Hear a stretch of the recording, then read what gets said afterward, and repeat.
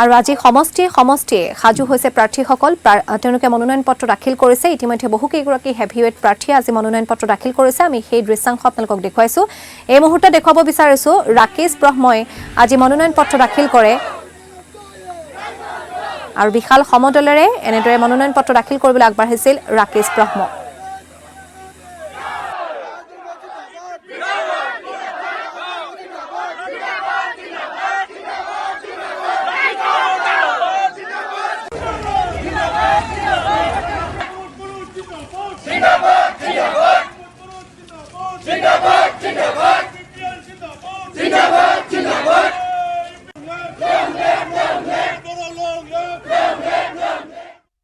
Baksa DC অফিসত আমাৰ ইউপিপিএলৰ হৈ পেলাই আমি নমিনেশ্যন ফাইল দাখিল কৰিছোঁ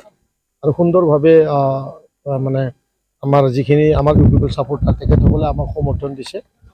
সুন্দৰভাৱে হৈ গৈছে আশাটো নহয় আশাৰ কথাই নাহে ইয়াত মানে কোনোবা বিৰোধী আছে বুলি মই অনুভৱে কৰা নাই কাৰণ যি ব্যক্তিজনে ইয়াত বিপিএফৰ পৰা যোনে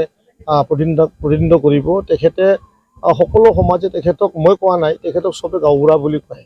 তো ৩৫ বছৰৰ বয়সৰ তলৰ যি ব্যক্তিসকল আছে তেখেতক কোনো দেখা নাই আৰু ১৫ বছৰ তেখেতে এমএলএ আছিল এইটো সহজ কথা নহয় ১৫ বছৰ ৩টা টাৰ্মছ কিন্তু আজিলৈকে তেখেতৰ ১৫টা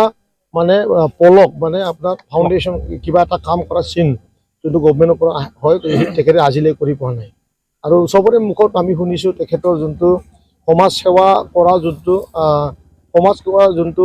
মানে আদৰ্শ সেই আদৰ্শ তেখেতৰ তাত এটা পাৰ্চেণ্টৰ গুণ নাই গতিকে আজি যোনটো আমাৰ ৰাইজ যেনেকুৱা ওলাই আহিছে শিল দল ভাঙি পেলাই আমি ভাবিছোঁ ৪-৫ হাজাৰ মানুহ লৈ পেলাই মই যাম কিন্তু দেখা পালোঁ আমাৰ ১৫-২০ হাজাৰ মানুহে আজি ইয়াত আহি পেলাই সমাগম হৈছে ইয়াৰ পৰাই এটা কথা যে বাক্সাবাসী ৰাইজে বাক্সা এলএচিৰ ৰাইজে এতিয়া মানে ইউপিপিএলক বিচাৰিছে আমাৰ প্ৰমোদ বড়ো ডাঙৰীয়াক বিচাৰিছে সেই কথাটো আজি আমি গৌৰৱৰে আৰু অনুভৱ কৰিব পাৰিছোঁ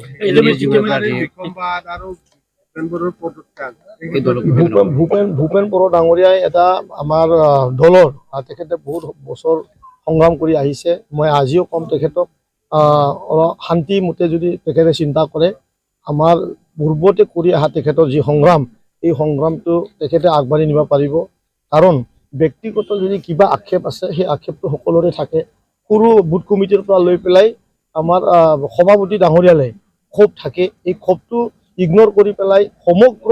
আমাৰ বৃহত্তৰ